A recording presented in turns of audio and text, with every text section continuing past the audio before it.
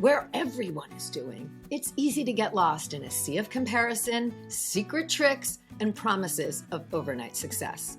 The long game? That's my approach to business. You gotta show up, you gotta do the work, and there are no quick fixes for long-term success. It takes creativity, it takes strategy, and it takes listening to the voice inside you. I'm a web designer, digital strategist, and energetic thinker, bringing you real-world business building experiences, conversations with creators who are out there doing it now, and ideas to spark the energy in your own business. Along the way, we're going to have a little bit of fun as well. So thanks for being here, and let's get to today's episode.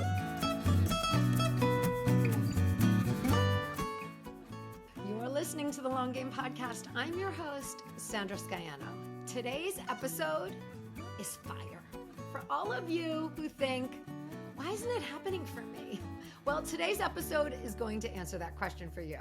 There is no reason that you cannot have the successful business of your dreams. You've just got to go and get it.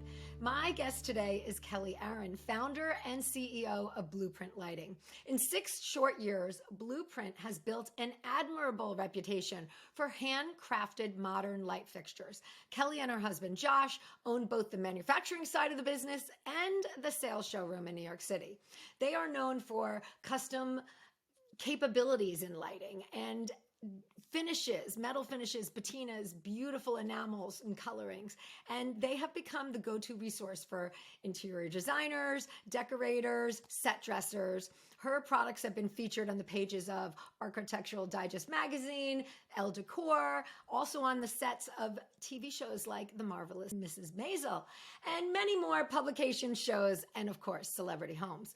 Well, what I love about Kelly's story is that she wasn't always a lighting creative. She has been a modern art dealer, a real estate broker, a nightclub owner, freelance writer, television and film actress, model, and has served on many a board of directors. Oh, and she's also a mom of 3. But, that didn't stop her from creating success in her new business that she and her husband started at ground zero. No knowledge, just a light bulb moment that sparked them into action. They took one step that has compounded over the years. Our conversation takes us through the grassroots approach Kelly has taken to build her business, what her outreach looked like, what that first intro email contained, and how she stayed inspired to keep going before she even got responses to those emails. Imposter syndrome, it can be really strong, and Kelly shares how she manages it because, it never really goes away, right? It just kind of buries a little bit. But in her early days, she combated it by developing a unique selling proposition that wasn't being used in her industry. And we also talk about the power of following up and how that can look in different relationships. Always leading with being a help, but making it work for you too is another concept. Oh, and collaborations. Plant those seeds, people. We talk about it because they can break through the ground and totally surprise you. This is an inspiring conversation for those of you who haven't hit send on those emails, who question why it isn't happening for me. Well, we say, why not you? And I'm reminded of my own story here. 9 months pregnant, lost my job, had a baby 2 days later. I knew I was good at strategy and I decided to learn how to code. So I sat babe on boob at my kitchen counter in Brooklyn with a computer and a book and taught myself. And little did I know what I would be creating for myself with this skill, but I got started. I took the first step. And, we all have it in us. We just need to move past our own fear and not hold ourselves back. So this is a true life story today of a woman who did all the things. And as we note in the episode, she has maneuvered from tenacity to ease. There is so much to be inspired by here. The long game is creativity, collaboration, and craftsmanship with Blueprint Lighting founder Kelly Aaron. All right, and welcome to another episode of the Long Game Podcast. I am joined by founder and CEO of Blueprint Lighting, Kelly Aaron. In 6 short years, Blueprint has built an admirable reputation for handcrafted modern light fixtures. Kelly and her husband, Josh, own both the manufacturing side of the business and the sales showroom in New York City. And Kelly has grown the business from $350,000 in revenue in 2017 to $5 million that they will do this year. And she has done it organically. And that's what we're going to be talking about today. Kelly's going to come on and share her story with us so that you can all be inspired to send them emails, reach out. You know, there are a lot of nuggets in here of what we've got to do. So welcome, Kelly. I'm so excited to have you here. Hello. Thanks for having me. Congrats on 150 plus podcasts for you. I mean, big deal. It's crazy. It's exciting. And sometimes I think, oh gosh, you know, but I'm so jazzed by doing them that I just keep going. So thank you for that. Yeah, I got to say, you're pretty good at what you do. Pretty darn good. It's exciting. And you as well. I mean, here's the thing. Number one, you got to have interest and passion in it. Just like, you know, you've always been into art and all of that. You know, I want to talk about, you know, we were talking in our pre-call about Blueprint Lighting. Like, you started it from ground zero. So it wasn't like, hey, my dad has a lighting company and I understand lighting, I'm going to just take it over. You and your husband started this at zero. And, you know, you've been in that world of working in, you know, museums and exhibitions in the art world. So you kind of understand that whole PR piece and then networking piece that had to go into it. So, you know, I really just want to hear how that all started. I mean, first of all, let's just talk about, how did lighting come up? How did it start? Yeah. Because you guys manufacture as well. You've got your own manufacturing facilities. I mean, I've seen your husband posting like, hey, we just got some new equipment. Like, how do you, holy crap. Yeah. So I'll try to give you the short Cliff's Notes version of the story, but basically we were already in, you know, we were selling vintage mid-century design. Our client base was interior designers and architects primarily. I did come from a background of doing some museum curation and museum talks and things like that. So we've been selling mid-century furniture. It's kind of a rat race of a career to have, because you're constantly having to find new things, and as soon as you sell things, they're gone, right? So marketing is tricky. You're marketing yourself and your style, but marketing the actual objects, well, they're here today and gone tomorrow. So it's tricky.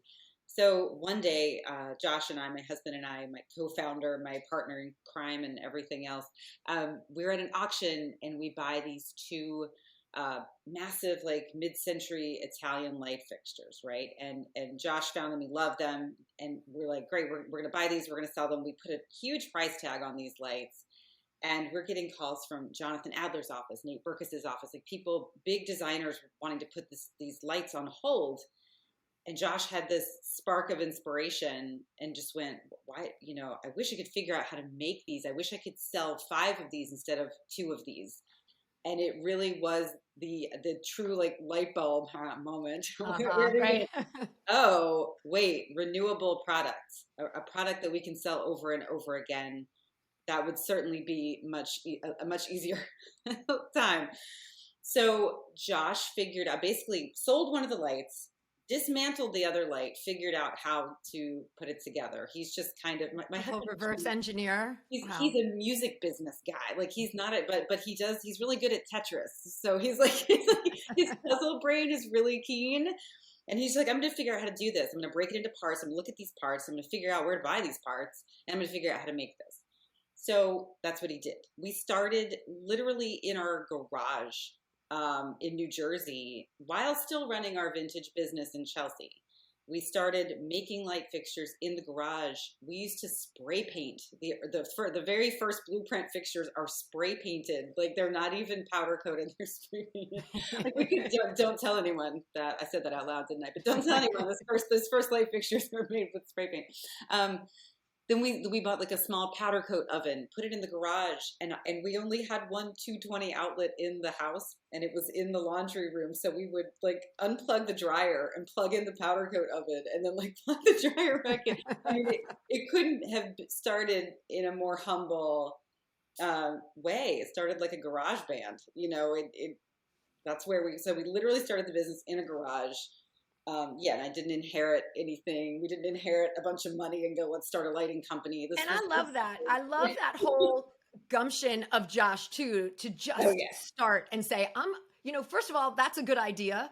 yeah. And to recognize that both of you recognize that. But you do just have to take the first step in any Mhm, direction, right? And, mhm, I think a lot of people listening think, oh, maybe I could, or that would be cool if. Well, mhm. you can, people.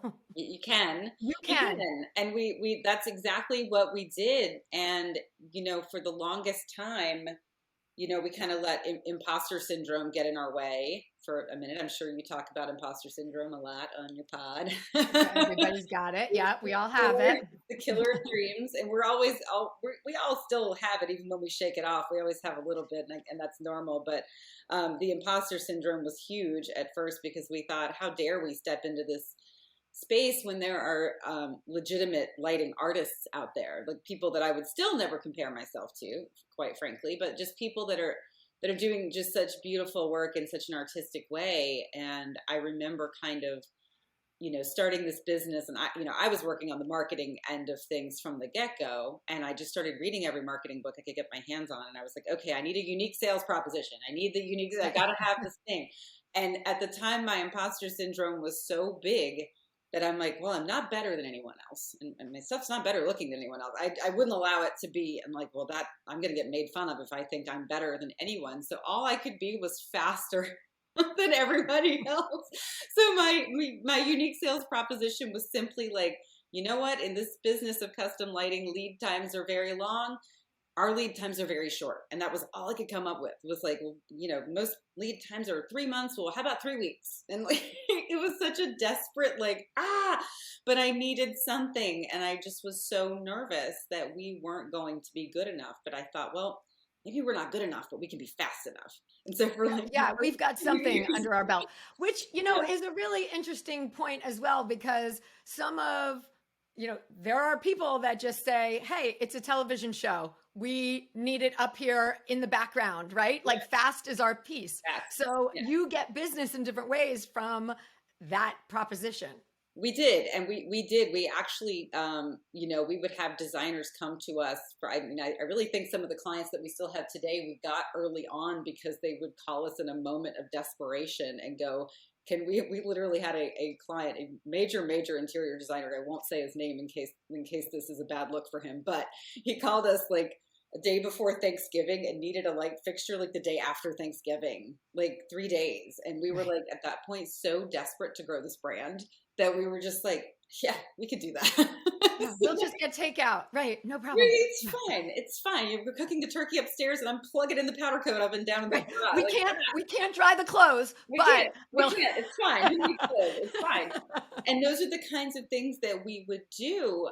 But because of that, it was almost like we proved ourselves with that kind of odd, unique sales proposition, but we gained a lot of clientele that way that are still with us today. And I think Mhm. just like the chutzpah of just being like, we'll be fast. We'll just be fast for you, whatever you need. And I, would definitely spent the first 2 years of the business just saying yes to everything.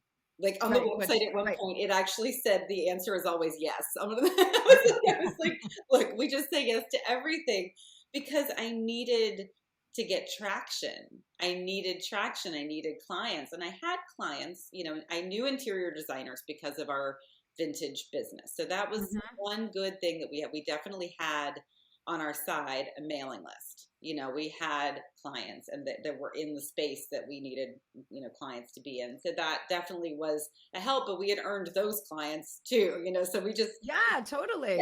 So we piggybacked on the success of our previous business. We piggybacked on that. We were very successful in that space. It was just exhausting. And so we piggybacked on the success of our own company, which was kind of a weird move, but it really worked. We kind of re-educated our customers. Yep. Like, hey, we're lighting now. We're lighting we're a lighting business now. We're like, And that goes to show the power of relationships as well, yeah, because you built those relationships. You did, you serviced those clients well. You paid attention, got them what they needed, kept an eye out for them and for what they were looking for in your journeys. yeah, And then you were able to parlay that because of the relationship. And I think that's also the same thing with your, hey, we're fast, right? You're building relationships there because even the delivery was done properly, right? You know, here it is, it's installed, or we brought it to you. So that's a big part. You know, every beginning client is relationship building, all those yeses. So definitely. I remember, you know, some of the best lessons that I learned in sales and marketing were, I had a 7-year career in real estate in North Carolina, in Asheville, North Carolina. And I had this just like, this mega influential VP of the company, this woman, Debbie Williams. I hope she's going to watch this. But anyway, she taught me some of the greatest sales lessons that I'll ever learn. And you know, just little things like, you're always coming from a place of kindness, you know, never underestimate the power of the handwritten note, like just little things like that. And just the idea of, you know, grassroots marketing, I really got from her. She was so good at that. And, you know, with this company too, I think for the first, again, about the first 2 years of this business, I would just pull emails from Instagram. I would just go, if there's interior designers that I wasn't working with, I would go to Instagram. And then at one point I had a social media manager who would then go and pull those resources for me, the spreadsheet of just like, okay, here's this company, here's the contact email. And I had this email that I used to just send out, and the email would introduce me. I would just say, hey, I don't think I'm on your radar yet. I'd really like to earn your business. And what I learned from my old boss in real estate was to always offer like an item of value, always come from a place of help and offer something valuable. And so in that email, I offered 50% off their first order with us and a free finish sample kit for their design library, because designers keep libraries of finish samples and things. And so I just said, hey, I want to earn your business. Here's 2 things that I'm going to do for you. And for probably a year, I got very few replies, but I did not stop because I also know that it's a numbers game, and it's and in the meantime, I'm growing the business over here. I'm growing the brand. We're starting to be more recognizable. So I would even start the list back over.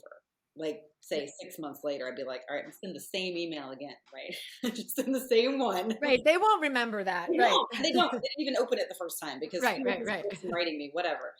I sent it a second time, and you wouldn't believe, it was like by the time about 2 years in of sending this damn email over and over and over again, I start getting replies.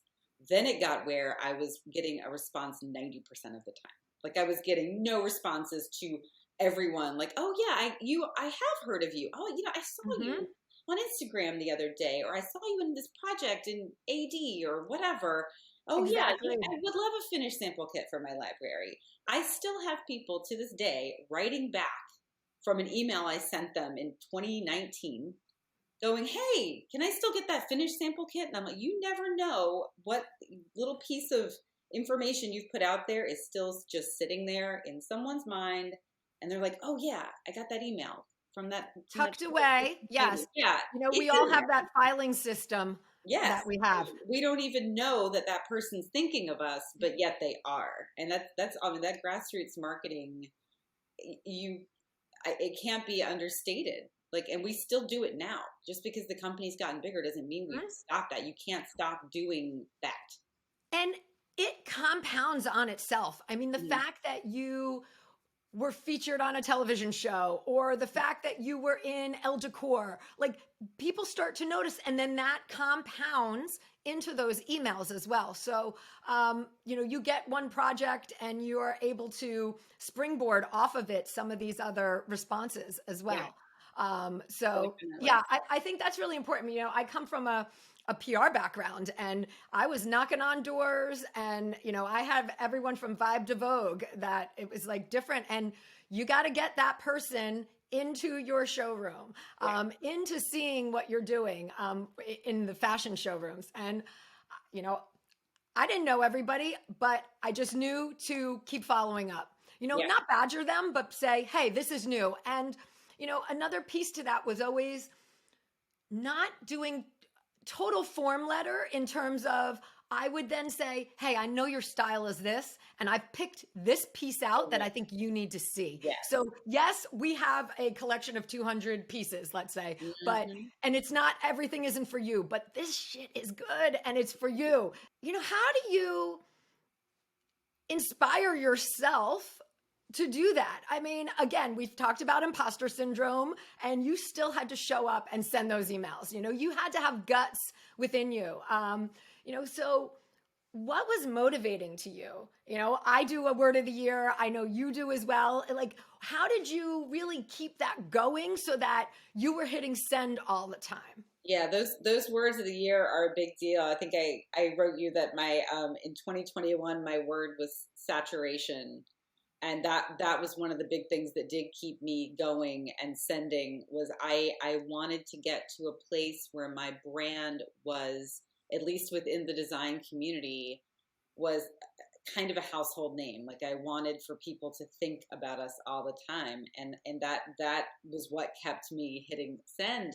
I was also aggressively asking people to send me installation images. Like, once they would install their light Oh, fixture, yes, the testimonial. oh gosh, I had to go after them so hard, because, we had beautiful pictures of our fixtures, just, in like silo shots, just shots of the lighting.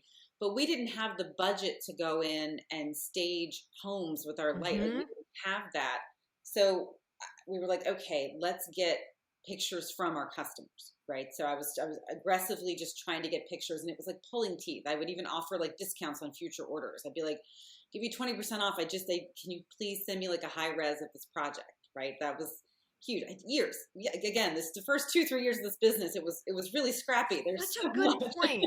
I mean, yeah, like how do you get people to do that, you know, So without much. badgering them Yeah. totally? I mean, Right. And like, you don't want to be a nuisance, but you're yeah. also like, hey, yeah, really, this would be really great. And I'll cross promote your firm or whatever. And now it's gotten to a place, and this was that saturation word. It's gotten to a place now where the images come to us every day. I don't have to ask for anything. It's amazing. It's now Wow. they know to send it to us. I have my brand strategist on staff, and all day long she's just getting like, pictures where we're tagged in Instagram and some, and then she jumps in and is like, hey, can we get the high res of this? And they're like, great, sure. Or like, here's the photographer, talk to the photographer about it. And Yeah. like, now the stuff just comes to us all the time, and we have this wellspring of installation images, which are hugely valuable to me. That's like the most valuable thing. And now they just come to me free. Like, I don't have to ask. Yeah, and without effort, it's ease. Once you Yeah, get to that point, I mean, right. I think that's such a good point.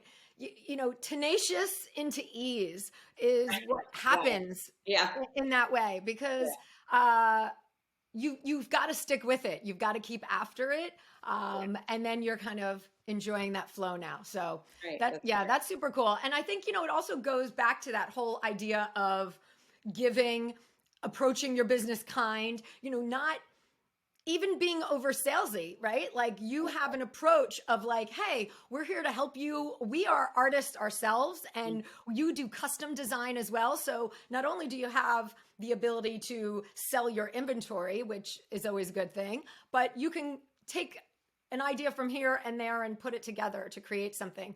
Um, and that takes a certain finesse to do as well.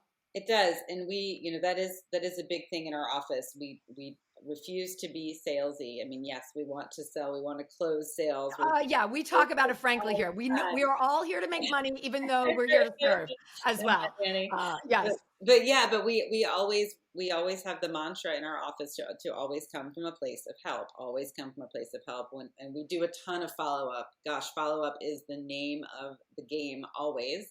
So we do that follow up, but we do it in the lightest, friendliest way. We never want it to seem high pressure. We never want it to seem salesy, because I know as a consumer, I don't respond well to that. So I try to pay attention to, what do I respond to as a consumer?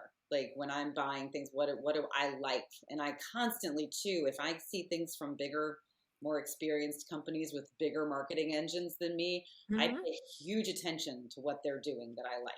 100%. I'm like, again, piggybacking on the success of bigger businesses, I will take notes of things that I like, or what got me to finally click the button on XYZ thing that I'm purchasing. Mm-hmm. And I take that to my brand strategist and I'm like, hey, I really liked this thing that I saw today that popped into my email. Like, I look at this and how can we use this? Right. This is a big company. This is like Banana Republic. Like, well, they Right. clearly have a lot more money than we do. So what do they do that works? Like, let's not reinvent the wheel. What did I like about this? Let's use that. Totally. I, was telling you that I just got back from vacation, and my podcast this week is Lessons Learned from Universal Studios. And the whole point is they have the same tools in their toolbox as we do, because Yeah. what is making them successful is planning. We can plan. We can plan the customer journey out just like they plan the customer journey and put the gift shop at the end of the ride. We can do that too, right? Mm-hmm. Like, so it's looking to these big corporations for inspiration. And I love that you brought that up, because it isn't just because we're the little guy we can't do it. It's how, thinking with innovation and creativity. They might be able to do things on a massive scale, but you can still make something for your business that's unique and serves a purpose and is helpful and is not seen anywhere else. So that's innovative, right? You can still do that, whether you're a service provider or a Mm-hmm. product creator as well. Mm-hmm. Planning is free. Yeah, exactly. And thinking about that customer journey, I mean, you do it as well in your business of, all right, what's the experience we're going to create for whether it's the end client or the interior designer that you're working Mm-hmm. with. You create that experience so that you make it easy for them. You're uber helpful to make that process smooth for them. I mean, you're thinking of that as well the whole time. Mm-hmm. Yeah, and so I'm always looking to that, looking to those bigger businesses and seeing what they're doing. And even if they have a bigger budget, all right, fine, but it doesn't limit what you're doing. It doesn't limit your thinking or your creativity in that. So No, our biggest limit is always self-imposed, I think. 100%. And I want to talk about too, like how, I mean, first of all, you're 6 years in now, and you've kind of made this leap with a really respectable clientele, and you've gotten into celebrity. You've gotten you've really come into hotels, your own, in this hip place where your product fits. And so part of that too, I think, is that's your interest, right? Like, you love music, you love art, Mm-hmm. you're following your own interest in that. Tell us a little bit about like some of, how you're able to kind of step into some of these more reputable names and projects and things like that. Honestly, you have to be willing to give some shit away. You just gotta give some shit away. Totally. When I would have a celebrity, kind of poking around, asking questions, I became very forthright with like, hey, I'll give you whatever you want. I'll just give you what you want. I mean, and most of our celebrity clientele are coming to us through interior designers, and those are just sales. Like, that's just Right. a sale. But when someone comes to me directly and they have a little clout, a little notoriety, a little visibility, I jump in very quickly and just offer up whatever they want in exchange for beautiful photos. Yep. Very simple, and it works every time. That's how the fashion industry, beauty Yeah. industry is run, Yeah. product Yeah. placement and all Yeah. of that. Exactly. Like, we just came off of, I guess it was in the winter, we just had a big spread in Architectural Digest online because we did the entire house with the exception of like 3 fixtures of Matt Sorum out in Palm Springs. And Matt's the former Guns N' Roses and the Cult drummer. Like, he's this like music guy. He's awesome, super fun. He and his wife and daughter live out in Palm Springs, and we did most of their house for them. And I just, when he wrote in and was like, hey, I'm Matt Sorum, I really like your lights, basically is what he said. And you're like, And I was like, hey! And then I'm like, Yeah. cool, I like your music. Yeah. He's like, what do you want? I was like, what do you want? And I just said, whatever. He's like, oh, I don't want to, be greedy. And I'm like, Right. no, what do you want?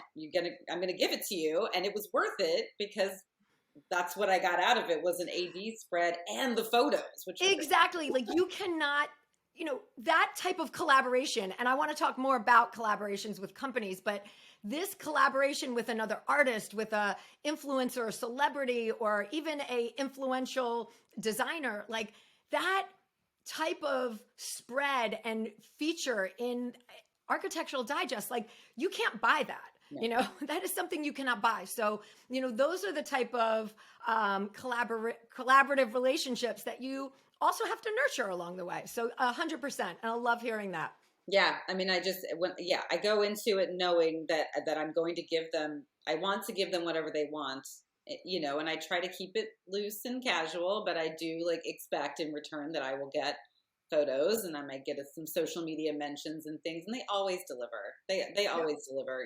Everybody's super grateful and appreciative, and like so I do give a lot of things away, but when I look at what I'm spending in labor and materials to give those lights away, it's like you said, what a bargain I'm getting. Yeah, you can't even, and honestly, even buying that ad space God. in the magazine doesn't cut it the same way as an editorial cuts it.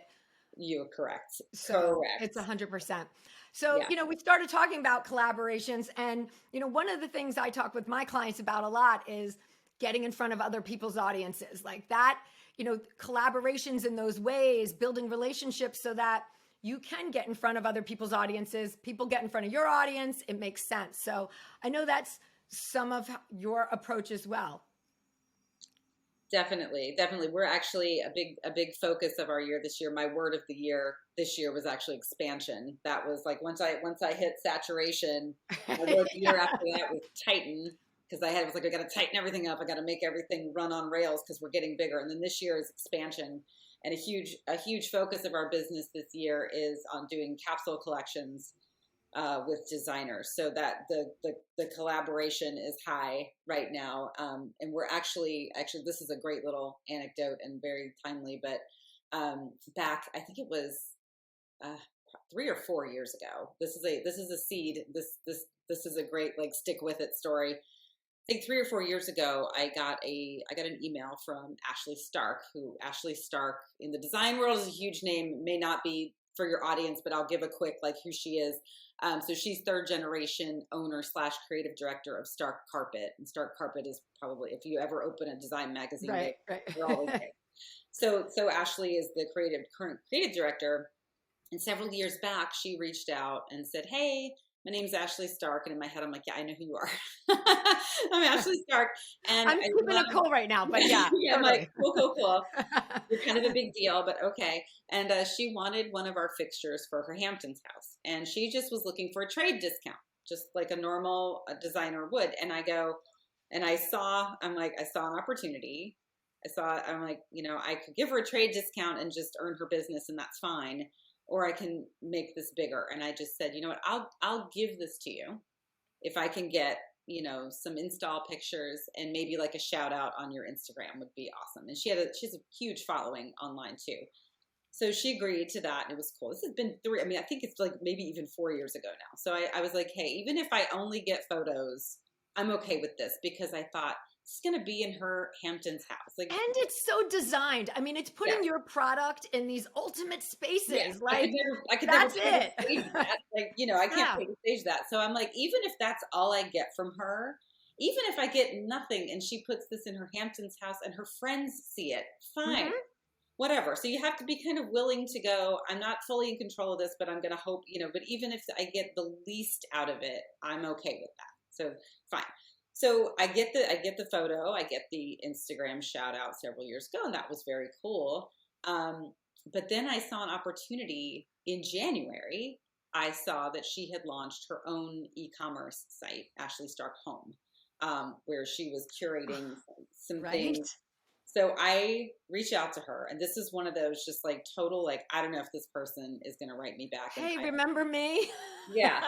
Okay. And I picked up the thread from like 4 years ago, and I'm like, hey, Ashley, hope you're doing well. Saw you launched an e-commerce site. thought it would be really cool if we could put our counterbalance fixture, which is the fixture she had in her home. I was like, that would be such an organic product for you to offer with your assortment of lighting, since it's in your own home. And I know you like to be authentic in your engagement. And so how about it? I'll make it really easy for you. We can drop ship items. You can just put it on your website and we'll sell on your website. The next day had a meeting booked with her team. Wow. And they came back with not only yes to that, but what about doing a capsule collection? Yep. Love and it. I almost fell off my chair. I was like, no way. So we were actually on a call with her yesterday. Like, it's a slow process, but it's like happening. Like, it's slow. It's been since January. So these things take a little time, but I'm like, so there's a seed I planted 3 or 4 years ago, just going, you know what, I'm just going to do this thing because this is someone in the design space who's important. And I want to be on her radar. I want to be on her friend's radar. And if that's, I didn't know it would come to this place, but then I saw an opportunity later on because I pay attention. I keep my ear to the ground in my world. I pay attention to what's going on in design. You have to be a student every single day. Totally. And I was like, she's got an e-commerce site. I have product. She probably needs product. So there you go. So now we're doing that. And the fact that it's the perfect time for her to create a collaboration now that she has this outlet. It's not just out of the blue type of thing. So, really getting in front of other people's audiences, those collaborative relationships can help grow you so much, even though you haven't even seen that fully out yet with this relationship. Right. It's just the understanding of that and going for that, and knowing that could be an outcome, and it leads to visibility in other ways where other people say, hey, I like that, I want to do that as well, and I'm in this space. I might not be a designer, I might be something else, right? And I want a collaborative relationship. I think that being open to that type of thinking helps you move forward so far. Definitely. Yeah, I think too, with my clients, I say to them, like, who's your goal, right? Like, who do you want to be, or who's doing what you want to do? Like, you can reach out to them. You don't have to be direct competitors even, but like I was saying, how I just sent this email this morning. I got an email from a guru, another social media person, and I was like, hey, you should be on my podcast, right? Like, there's no reason why I can't just fire this off. Here's the reasons, 1, 2, and 3. You're in good company. Boom. Let me know. And if there's another process than this email, let me know. I'll do that too. But this is, it's just starting those relationships and following up. So. Right, exactly. You can't be scared to do it. The worst they can say is no. Actually, the worst they can do is they just don't. The worst they can say is no. Second worst thing is they just don't write back. But the other thing is they've seen the email, and there's always another reach out you can do. And your name. They've seen your name in their inbox.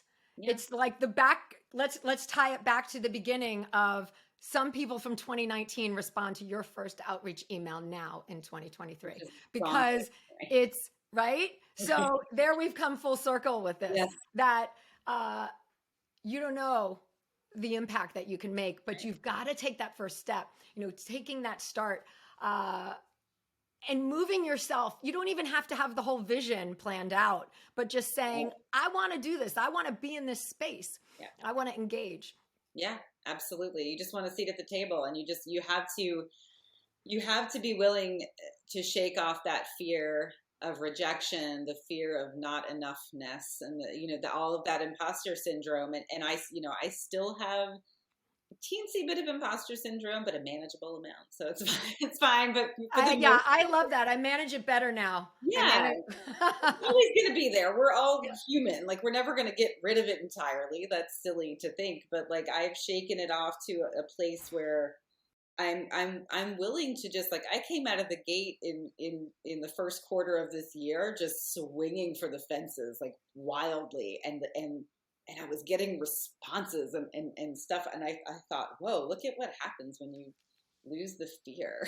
Like, I'm like, hey, why not? And then when you get something back, you're like, oh my gosh, that worked. You wrote me back.